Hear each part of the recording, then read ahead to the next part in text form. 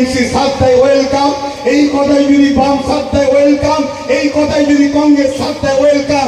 আর যদি কেউ সাথ না দেয় তাহলে সমাজের মধ্যে আদিবাসীদের দল ছোট ছোট আছে, দলিতদের ছোট ছোট দল আছে, ওদিকে কি বলে বাবা সাহেব আম্বেদকরের ছোট ছোট তাদের অনুসারীদের ছোট ছোট দল আছে, মতুয়া সম্প্রদায়ের ছোট ছোট দল আছে। আমরা সবাই ঐক্যবদ্ধ হয়ে একটাই আওয়াজ তুলব, আমরা আমাদের সংবিধানের অধিকারকে ফিরিয়ে নিবার জন্য আমি রাজনীতি করব না, উলামারা রাজনীতি করবে না, কিন্তু আমরা এখান থেকে প্রশিক্ষণ দেবো, তাদেরকে নিয়ন্ত্রণ আলেমরা করবে। রাজি আছেন না? না রাজি আছেন না? দলিত ভাইদের ধর্মগুরুরা তাদেরকে তারা নিয়ন্ত্রণ করবে, শিখ ভাইদের ধর্মগুরুরা তারা তাদেরকে নিয়ন্ত্রণ করবে। এভাবে আমাদের করা দরকার আছে না? বুঝে আসছে? এই তিনটে রাস্তা ছাড়া চতুর্থ কোন রাস্তা আপনাদের মনে হয়? তো যাক, এই কোন রকম ভাবে এই মাইক লেগুটিগত কথা আপনাদের কাছে বললাম। এই কাদা পানিতে অনেকটা ভালোবাসার পরিচয় আপনারা দিয়েছেন। আমি একটা কথা জানতে চাইছি, এই ভাই শুনছেন? বুকে হাত দিয়ে আমার এই কথাটার উত্তর দেবেন। 2021-এ যে বলেছিলাম একটা চেয়ারের পায়া দরকার, ভুল বলেছিলাম না ঠিক বলেছিলাম? আজকে ভেবে দেখুন তো, চেয়ারের যদি একটা পায়া আমাদের হাতে থাকতো, ওই যে মৌলানা নুরুল্লাহ আমিনী সাহেব বসে আছে, ধরুন উনিই বসে আছে, আমি বসবো না, উনি বসবো, চারটে পায়ের মধ্যে তিনটে ওনার একটা যদি আমাদের থাকতো, উনি ওখানে বসে আমাদের বিরুদ্ধে দিল্লি চলে যাও বলতে পারতো? জানে পায়া খুলে নিলেই পড়ে যাবো। এজন্য বলেছিলাম, কিন্তু আমার কম এত খাওয়া খাইয়েছে একজনকে, উনি পদ হজম করে বমি করছে, কি দিল্লি চলে যাও, সব থেকে বড় দুশ্মন আমি হব। এটা আমাদের দুঃখ দিয়েছে না, দেয় না? এই দুঃখের প্রতিশোধ হিসাবে তিনাকে অবিলম্বে এই কালা কানুনের বিরুদ্ধে সুপ্রিম কোর্টে যেতে হবে, আমাদেরকে সর্ব আন্দোলনে সহযোগিতা করতে হবে, এবং যদি থাকতে চাই বাংলায় তাহলে আমাদেরকেও কিন্তু পায়াতে ভাগ দিতে হবে। কি বলছেন আপনারা? আর না হয় আমরাও সময় এলে বলবো আপনিও দিল্লি যান। কি বলতে পারবেন তো নাকি? এখন আরো একটা কথা বলছি, বুকে হাত দিয়ে বলুন, এই সময়ে নওশাদ সিদ্দিকী সুপ্রিম কোর্টে কেস করেছে না করেনি? আচ্ছা বলুন, ওর সাথে যদি আরো গোটা 30-40 থাকতো, আপনাদের কিছু ক্ষতি হতো না উপকার হতো? উপকার হতো না? হতো না? আরো গোটা 40 তো কেস করতো, আরো গোটা 40 তো যেত। তবে আমি আপনাদেরকে সতর্ক একটা করে যাচ্ছি, সেটা হলো এটাই, শাসকেরই ছায়া তলে থাকা কিছু সমাজ বিরোধী যুবক ছেলের দ্বারা সোশ্যাল মিডিয়া ইসলাম ও নবীর বিরুদ্ধে পোস্ট করবে। শুনছেন? শাসক এদেরকে মাদক দিচ্ছে, সে কেন্দ্র শাসক হোক, রাজ্য শাসক হোক, এদেরকে মাদক দিচ্ছে। এরা নবী মুহাম্মদ সাল্লাল্লাহু আলাইহি ওয়াসাল্লাম ইসলামের বিরুদ্ধে কিছু পোস্ট করবে। কেন করবে? যাতে করে এই পোস্টটা দেখে মুসলমান রাস্তায় নামে, আন্দোলন করে।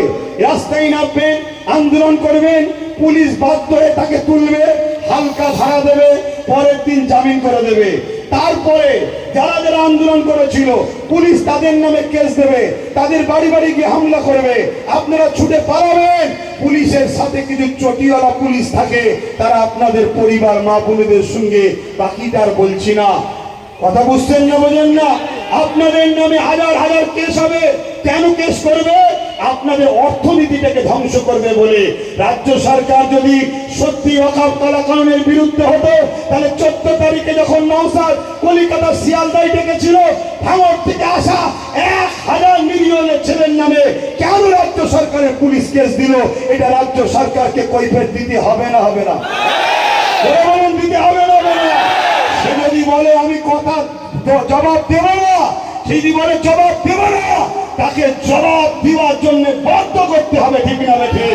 তোমার জবাব দিতে হবে। দেবে না মানে তুমি যে সিংহাসনে বসে আছো ওটা কারো বাবাকালী সিংহাসন নয়, ওটা আইন। তোমাকে আমরা সবাই সাপোর্ট করে বসিয়েছি, সে আমি না করি, তোমরা তো করেছো। অতএব কেন তোমার ছেলেরা এই মসজিদ মাদ্রাসা কবরস্থানের পক্ষে যাওয়ার জন্য তাদেরকে তোমার প্রশাসন কেস দিল? এর জবাব দিতে হবে।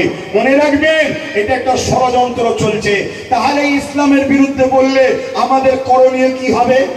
একটা প্রশ্ন তো নাকি? করণীয় হলে এটাই, আপনারা এলাকার উলামাদের ঘরে জানাবেন। শুনছেন? এলাকার আলেম ওলামা ইমাম তাদেরকে জানাবেন। আলেম ওলামা ইমামরা রেগে গেলে হবে না, একটা ইমানি দায়িত্ব আছে, করতে হবে। জানাবেন ইমাম আলেম ওলামারা কি করবে, ওই এলাকার এমএলএ সাহেব এমপি সাহেবের কাছে যাবে, 24 ঘন্টার মধ্যে ছেলেকে অ্যারেস্ট চাই, না আগামী দিন আপনার বিরুদ্ধে আমরা রাস্তায় নামবো। আলেমরা মসজিদে মসজিদে আপনার বিরুদ্ধে বলবো। এই দায়িত্ব আমল আমাদের হাতে ছাড়বেন। আপনারা রাস্তায় নামবেন না। আপনাদের ঘরে ফাঁসাতে চাইছে, আপনাদের ঘরে কেস দিতে চাইছে, আপনাদের ওই কেসে 5,000 10,000 করে জামিন যাবে, আপনাদেরকে তাড়া করার নামে প্রশাসনের সাথে চটি পড়া প্রশাসন যাবে। প্রশাসন কখনো খারাপ হতে পারে না, চটি পড়া যাবে। যারা বুঝতেই পারছেন শাসকের চাটুকারি করে, তারা গিয়ে আপনাদের মা বোনের উপরে জুলুম অত্যাচার করবে। বাকিটার খুলে বলছি না, আজানের জন্য প্রোগ্রাম এখানে আমি সংক্ষেপ করছি। কথা যতটুকু বলতে পারলাম, আপনারা আশা রাখছি কথাকে মান্যতা দিয়ে চলবেন, তাই তো নাকি? মান্যতা দিয়ে চলবেন। আগামী দিন আবার ডাকলে পাশে পাবো, পাশে পাবো, পাশে পাবো। একটু স্লোগান দিতে দিতে যান। ভারতবর্ষ, ভারতবর্ষ, ভারতবর্ষের সংবিধান। হাত তুলে তুলে বলুন, ভারতবর্ষের সংবিধান, ভারতবর্ষ, ভারতবর্ষের সংবিধান, ভারতবর্ষের সর্বধর্মের মানুষের ঐক্য, ভারতবর্ষের সর্বধর্মের মানুষের ঐক্য। ওয়াকাফ কালা কানুন মানছি না, মানব না। ওয়াকাফ কালা কানুন মানছি না, মানব না। ভারতবর্ষ, ভারত